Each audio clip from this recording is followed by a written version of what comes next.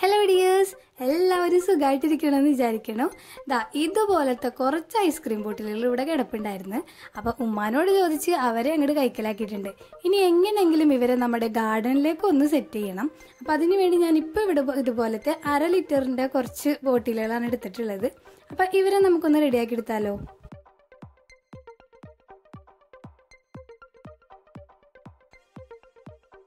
അപ്പോൾ നമ്മൾ ഇതുപോലത്തെ ബോട്ടിലൊക്കെ എടുക്കുമ്പോൾ ഇതിൻ്റെ മേലെ സ്റ്റിക്കർ ആണെന്നുണ്ടെങ്കിൽ അതൊക്കെ ഉലിച്ച് കളഞ്ഞ് വൃത്തിയാക്കണം. ഇതുമ്പോൾ പ്രിന്റഡ് ആയിട്ട് വന്നേക്കണോണ്ട് നമുക്കത് ഉലിച്ച് കളയാൻ പറ്റൂല.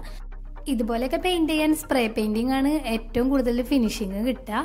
അയ്യോ, അപ്പോൾ സ്പ്രേ പെയിന്റ് കയ്യിലില്ലല്ലോ എന്നാവും. പേടിക്കേണ്ട, എൻ്റെ കയ്യിലുമില്ല. ഞാനിപ്പോൾ അക്രിലിക് പെയിൻറ് തന്നെയാണ് ഉപയോഗിക്കുന്നത്. അപ്പോൾ കളർ കൊടുക്കുന്നതിന് മുമ്പായിട്ട് നമ്മൾ പ്ലാസ്റ്റിക് ബോട്ടിലൊക്കെ അക്രിലിക് പെയിൻറ് അടിക്കുമ്പോൾ ആദ്യം തന്നെ ഒരു വൈറ്റ് കളർ ഒരു നൈസായിട്ടൊരു കോട്ടിങ് കൊടുത്താൽ മതി. അങ്ങനെ കൊടുക്കുകയാണെങ്കിൽ നമ്മൾ മുകളിൽ മറ്റുള്ള കളർ അടിക്കുമ്പോൾ നല്ലൊരു എടുപ്പ് കിട്ടും. അല്ലെങ്കിൽ നമ്മൾ ഒരുപാട് കോട്ടിങ് അടിച്ചാൽ മാത്രം ആ കളറൊന്നും എടുത്ത് കാണിക്കുകയുള്ളൂ. ഇനി ആ ഒരു പാത്രത്തിൻ്റെ ആ ഒരു വക്ക് ഭാഗത്തും അതുപോലെ തന്നെ താഴ്ഭാഗത്തൊക്കെ നമ്മൾ ഇതുപോലത്തെ ഒരു നൈസായിട്ടുള്ളൊരു കോട്ടിങ് കൊടുക്കണം. താഴെയൊക്കെ നമ്മൾ കളർ ചെയ്യാൻ ഇഷ്ടമുണ്ടെങ്കിൽ മാത്രം ചെയ്താൽ മതി കേട്ടോ. ഞാനിപ്പോൾ ചെയ്യുന്നുണ്ട്. പിന്നെ നമ്മളിത് ചെയ്യുമ്പോൾ താഴെയുള്ള എന്തെങ്കിലും പിക്ചറൊക്കെ തെളിഞ്ഞ് ചെറുതായിട്ട് കാണാൻ പറ്റും. അത് കുഴപ്പമില്ല. ഇനി അതിൻ്റെ മേലെ നമ്മൾ കളറും കൂടി അടിച്ചു കഴിയുമ്പോൾ ഒരുവിധം കവറായി പൊക്കോളും. പിന്നെ ഇനി നമ്മളിതിൻ്റെ മൂടിമേലും ഇതുപോലെ തന്നെ ചെറിയൊരു കോട്ടിങ് അടിക്കുന്നുണ്ട്. മൂടിയും നമ്മൾ കളയണമൊന്നുമില്ല. ഇത്രയും ഡീറ്റെയിൽ ആയിട്ട് പറയണത് വേറൊന്നുമില്ല. നിങ്ങൾക്കിത് ചെയ്തു വരുമ്പോൾ എന്തെങ്കിലും ഡൗട്ട് ഉണ്ടാവാൻ സാധ്യതയുണ്ട്. അപ്പോൾ അത് ഇല്ലാതിരിക്കാൻ വേണ്ടിയാണ് ഇങ്ങനെ പറയണത്. ബോറടിക്കുന്നുണ്ടെങ്കിൽ ഒന്ന് ക്ഷമിക്കണം കേട്ടോ. അങ്ങനെ അതും കഴിഞ്ഞിട്ടുണ്ട്. അപ്പോൾ നമ്മുടെ ബോട്ടിൽ അതുപോലെ നന്നായിട്ട് ഉണങ്ങാൻ വേണ്ടി വെച്ചിട്ടുണ്ടായിരുന്നു. ഉണങ്ങി നല്ല വൃത്തിക്ക് വന്നതിന് ശേഷം നമ്മൾ അതിൻ്റെ മുകളിൽ കളർ അടിച്ചു കൊടുക്കുക. അപ്പോൾ നമ്മൾ ഇഷ്ടമുള്ള പോലത്തെ തീമൊക്കെ നമുക്ക് ചെയ്യാം. ഇതുമേൽ ഞാനിപ്പോൾ കുറച്ച് ലൈറ്റായിട്ടുള്ള കളേഴ്സാണ് ഉപയോഗിക്കുന്നത്. അതായത് നമ്മൾ നല്ല ക്യൂട്ടായിട്ടുള്ള പ്ലാന്റേഴ്സ് എല്ലാം ഉണ്ടാക്കാൻ പോണത്. അപ്പോൾ അതുകൊണ്ട് കുറച്ച് ലൈറ്റ് കളേഴ്സ് കൊടുക്കാമെന്ന് വിചാരിച്ച്. അപ്പോൾ ഈ ഒരു കളറൊന്നും നമ്മുടെ കയ്യിലുണ്ടായിരുന്നതൊന്നുമല്ല കേട്ടോ. വൈറ്റിൽ കൂടി വേറൊരു കളറും കൂടി ചേർത്തിട്ട് ഇതുപോലെ ലൈറ്റ് കളറാക്കി എടുത്തതാണ്. ഇത് ചെയ്യുമ്പോഴും നമുക്ക് താഴെയുള്ളതൊക്കെ ചെറുതായിട്ടൊന്ന് കാണാൻ പറ്റും. അത് കണ്ട് ടെൻഷൻ ആവുമൊന്നും വേണ്ട. നമ്മൾ ഇത് ചെടി നടാൻ വേണ്ടി ഇതിൽ പോട്ടി മിക്സ് നിറക്കണ സമയത്ത് അതിൻ്റെ ഉള്ളിൽ ഇങ്ങനെ ഫില്ലാവുമ്പോൾ ആ ഒരു മണ്ണൊക്കെ നിറഞ്ഞിരിക്കുമ്പോൾ ലൈറ്റ് കയറില്ലല്ലോ അങ്ങോട്ട്. അപ്പോൾ അതുകൊണ്ട് അത് കാണാൻ പറ്റില്ല കേട്ടോ. അപ്പോൾ അങ്ങനെ ഞാൻ താഴെ അടിച്ചു കൊടുക്കുന്നുണ്ട് കേട്ടോ. ബാക്കി മിക്സ് ചെയ്ത പെയിൻറ് ഉണ്ടായിരുന്നുകൊണ്ട് മാത്രം അടിച്ചതാണ്. അടിച്ചില്ലെങ്കിലും കുഴപ്പമില്ല. നീ അവിടെ കാര്യം കാണാനാണല്ലേ. അപ്പോൾ ഒരു മൂടിയും കൂടിയും നമ്മൾ അടിച്ചു കൊടുക്കുന്നുണ്ട്. അങ്ങനെ നമുക്ക് ബാക്കി കളേഴ്സും കൂടി ചെയ്തെടുക്കാം.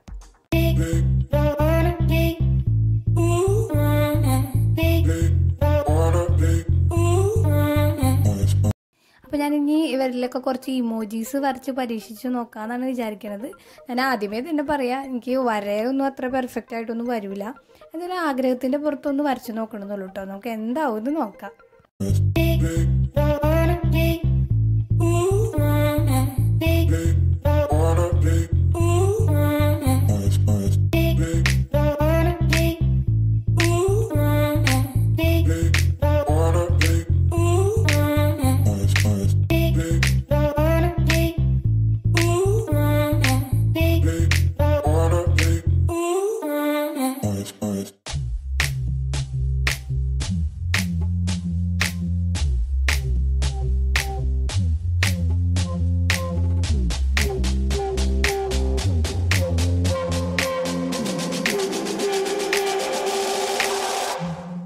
അപ്പോൾ നമ്മൾ ആൾക്കാർ റെഡി ആയിട്ടുണ്ട് കേട്ടോ. അപ്പോൾ ഇത്രയൊക്കെ ചെയ്യാൻ പറ്റുള്ളൂ. പിന്നെ കണ്ടാൽ തന്നെ മനസ്സിലാവുമല്ലോ. ഇമോജീസൊക്കെ എല്ലാവർക്കും ഈസി ആയിട്ട് നോക്കി വരക്കാവുന്നതേ ഉള്ളൂ. നോക്കാനായിട്ട് ഒരുപാട് പിക്ചേഴ്സ് നമുക്ക് ഗൂഗിളിൽ സെർച്ച് ചെയ്യാൻ കിട്ടും. അപ്പോൾ ഇനി ഇവരെ ഇതുപോലെ നമ്മൾ കൊണ്ടുപോയി പുറത്തൊക്കെ വെക്കുകയാണെങ്കിൽ നനവ് തട്ടിക്കഴിഞ്ഞാൽ ഒരു ഉലിഞ്ഞു പോകും. പിന്നെ അത് തന്നെ ഇവർക്ക് കുറച്ചും കൂടി ഒരു എക്സ്ട്രാ ഗ്ലേസിങ്ങും കൂടിയും കിട്ടാനായിട്ട് നമുക്ക് വേറൊരു പണിയും കൂടിയും ചെയ്യാം. ഇവരുടെ പുറത്തു കൂടി നമുക്ക് കുറച്ച് ഒരു കോട്ട് വാർണിഷൊന്നും അടിച്ചു കൊടുക്കാം. അപ്പോൾ നമ്മൾ സ്പ്രേ പെയിൻ്റ് ആണെങ്കിൽ ഇതിൻ്റെ ആവശ്യമൊന്നും ഇല്ല കേട്ടോ. അപ്പോൾ അതില്ലാത്തവരുടെ കാര്യമാണ് ഞാൻ പറയണത്. ഇതിൻ്റെ പുറത്ത് നമ്മൾ ഒരു കോട്ട് വാർണിഷും കൂടി അടിച്ചു കൊടുക്കുകയാണ്. ഇനി സ്പ്രേ പെയിൻറ് ചെയ്തിട്ട് അതിൻ്റെ മുഖത്ത് ഇമോജീസ് വരക്കാനായിട്ട് നമ്മൾ അക്രിലിക് പെയിൻറ് ഉപയോഗിക്കുകയാണെങ്കിലും വാർണിഷൊന്നും അടിച്ചു കൊടുക്കണം നല്ലതായിരിക്കും. പിന്നെ നമ്മൾ ഈ വാർണിഷ് അടിക്കണത് നന്നായിട്ട് ഉണങ്ങി ഒട്ടും തന്നെ ഇത് കൈമലൊന്നും ആവണില്ല എന്ന് കണ്ടതിന് ശേഷം മാത്രം അടിച്ചാൽ മതിയിട്ട്. അല്ലെങ്കിൽ ഇതിലെല്ലാം കൂടിയും പരന്നൊരു പരുവാവും. അങ്ങനെ ഞാൻ ഇവരെ ഒരു രാത്രി മുഴുവൻ ഉണങ്ങാൻ വെച്ച് പിറ്റേ ദിവസം രാവിലെ എണീറ്റി കാണുന്നത്. ഇനി ഇവർക്ക് കുറച്ച് മുടി വേണോ അല്ലേ. അപ്പോൾ ഇവരുടെ ഫേസിനും കളറിനും ചേർന്ന കുറച്ച് മുടികളും കൂടി വെച്ചു കൊടുക്കാമെന്ന് വിചാരിച്ച്.